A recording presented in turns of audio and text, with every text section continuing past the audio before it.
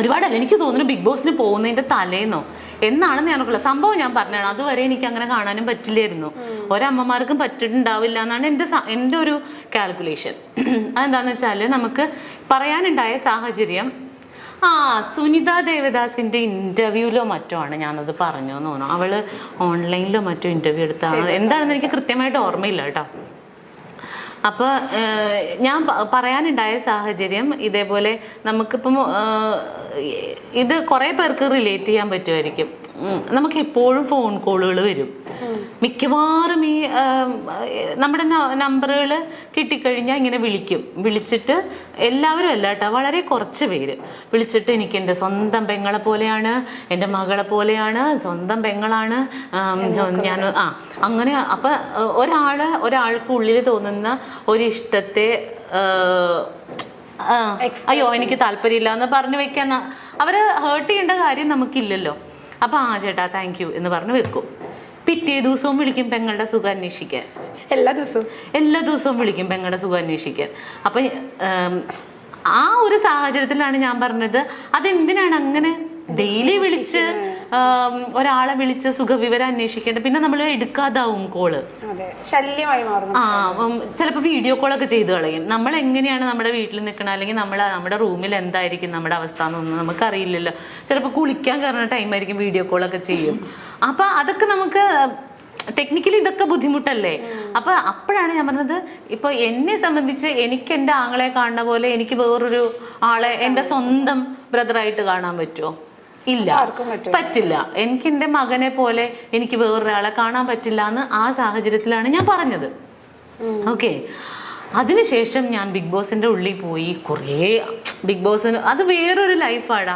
ഇപ്പൊ കൊറോണ വന്നു, നമ്മുടെ വീട്ടില് TV ഉണ്ട്, മ്യൂസിക് സിസ്റ്റം ഉണ്ട്, നമ്മുടെ കുഞ്ഞുങ്ങളുണ്ട്, അച്ഛനുണ്ട്, അമ്മയുണ്ട്, നമുക്ക് ഇഷ്ടമുള്ള സാധനങ്ങൾ ഉണ്ടാക്കി കഴിക്കാം.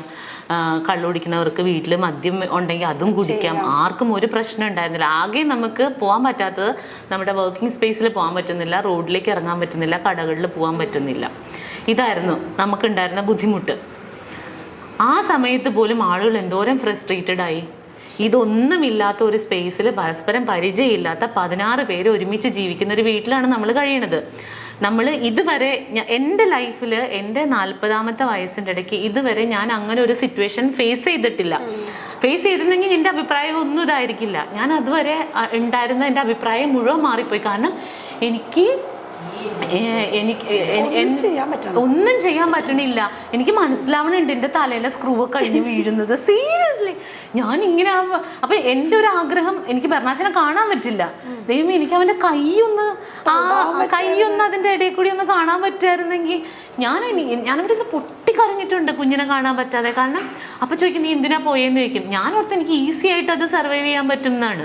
ഇന്നും ബെർണാച്ചന് സ്കൂളിൽ പോയപ്പോ ഞാൻ ടോയ്ലറ്റിലിരുന്ന് കുറെ കരഞ്ഞു. വേറെ ഒന്നുമല്ല, ഞാൻ ഇന്ന് അവിടെ നിന്ന് പോരും, എനിക്കിന്ന് അവനെ കാണാൻ പറ്റില്ല. സ്കൂൾ വിട്ട് വന്ന് കഴിയുമ്പോ ഇനി ഞാൻ 10-15 ദിവസം കഴിയുമ്പോഴേ ടിഷ്യൂ തരും.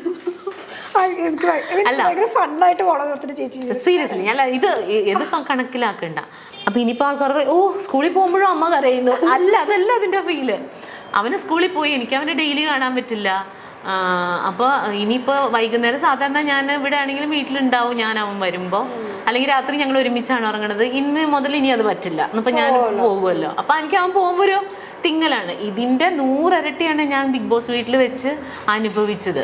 അവിടെ വെച്ചിട്ടാണ് ഈവൻ ഫുക്രു, ഞാൻ പറഞ്ഞത് സത്യമാണ്, അവിടെ വെച്ചിട്ട് എനിക്ക് ബെർണാച്ചനായോ എന്നുള്ളതല്ല, ആ ഒരു സ്ഥലം ഫില്ല് ചെയ്യാൻ വേണ്ടിയിട്ട് ഈ കുട്ടി എന്നെ ഒരുപാട് ഹെൽപ്പ് ചെയ്തിട്ടുണ്ട്. ബെർണാച്ചൻ എന്നെ ഡി മഞ്ജു പത്രോസ എന്നൊക്കെ പറഞ്ഞ് എന്റെ മോൻ വന്ന് വിളിക്കും. അതുപോലെയൊക്കെ ബെർണാച്ചൻ ഹലോ, അതുപോലെ ഇവൻ ഫുക്രപ്പം വന്നിട്ട് ഡി മഞ്ജു പത്രോസ എന്ന് വിളിക്കുമ്പോൾ ഞാൻ പെട്ടെന്ന് അയ്യോ എനിക്ക് കൊച്ചു വിളിക്കുന്ന പോലെ തോന്നും. അതുപോലെ ഇപ്പൊ എനിക്ക് ഫുഡൊക്കെ ഭയങ്കര ഇഷ്ടമാണ്. അപ്പൊ ഇന്നലെ ബെർണാച്ചൻ ചോറുണ്ട് കഴിഞ്ഞപ്പോഴത്തേനും ഞണ്ടൊക്കെ എനിക്ക് ഭയങ്കര ഇഷ്ടമാണ്. അപ്പൊ അവൻ ചോറുണ്ട് കഴിഞ്ഞപ്പോ അതിൽ നിന്ന് ഒരു കഷ്ണം ഞണ്ടെടുത്ത് എനിക്ക് തന്നു. എനിക്കിഷ്ടമാണെന്ന് അറിഞ്ഞോണ്ടാ. അതുപോലെ തന്നെ ഇവൻ കറിയൊക്കെ വെച്ചിട്ടുണ്ടെങ്കിൽ എനിക്ക് ചിക്കനൊക്കെ ഇഷ്ടമായതുകൊണ്ട് ഇവൻ അവന്റെ ചിക്കൻ പീസ് എനിക്ക് തരുന്നുണ്ട്. എന്റെ പപ്പടം എടുത്തോണ്ട് പോവും. അവൻ അതാ ഇഷ്ടം. അപ്പോൾ അങ്ങനെയൊക്കെ അങ്ങനെ ഒരു റിലേഷൻഷിപ്പ് അവിടെ കിട്ടിയത് കാരണം എനിക്ക് പെട്ടെന്ന് ബെർണാച്ചനായിട്ടാണ് റിലേറ്റ് ചെയ്യാൻ പറ്റുന്നത് അവനെ എന്ന് വിചാരിച്ചിട്ട് അവൻ എൻ്റെ മകനായിട്ട് ഞാൻ ദത്തെടുത്തു എന്നല്ല അതിൻ്റെ അർത്ഥം. ഇതൊക്കെ സാമാന്യ ബോധമുള്ളവർക്ക് മനസ്സിലാകും, ഇല്ലാത്തവരോട് പറഞ്ഞിട്ട് കാര്യമില്ല. അപ്പോൾ ഇതിപ്പോൾ ദയക്കും കേൾക്കുകയാണെങ്കിൽ ദയക്കും കൂടി മനസ്സിലാവട്ടെ എന്ന് വിചാരിച്ചിട്ടാണ്. അല്ലാതെ ദയ അപ്പം അതിനകത്ത് ചോദിച്ചു എന്താണ് ഓന്ത് നിറം മാറുന്നത് പോലെ നിറം മാറുന്നവളാണോ എന്നൊക്കെ ചോദിച്ചു. ദയനോട് പറയണ ഓന്ത് നിറം മാറുന്ന പോലെ നിറം മാറിയതൊന്നുമല്ല, ഇതാണ് ഇതിൻ്റെ വാസ്തവം. അപ്പം പറഞ്ഞ പോലെ അവിടെ വെച്ചിട്ട് ദയക്ക് അറിയാമായിരുന്നെങ്കിൽ ചിലപ്പോൾ മനസ്സിലായിട്ടുണ്ടാവില്ല പുറത്ത്. പിന്നെ നിലനിൽപ്പിന് വേണ്ടിയിട്ട് ഓരോരുത്തരും ഓരോന്ന് ചെയ്യല്ലേ, അപ്പൊ ദയ അത് ചെയ്തോട്ടെ, കുഴപ്പമില്ല, എനിക്ക് പ്രശ്നമില്ല. Seriously no issues. Okay, next one. വെറുതെ പത്രാസ് അടിക്കല്ലേ എന്റെ മഞ്ജു. അത് അങ്ങനെ പറഞ്ഞിട്ടുണ്ടോ? അതെന്താണാവോ?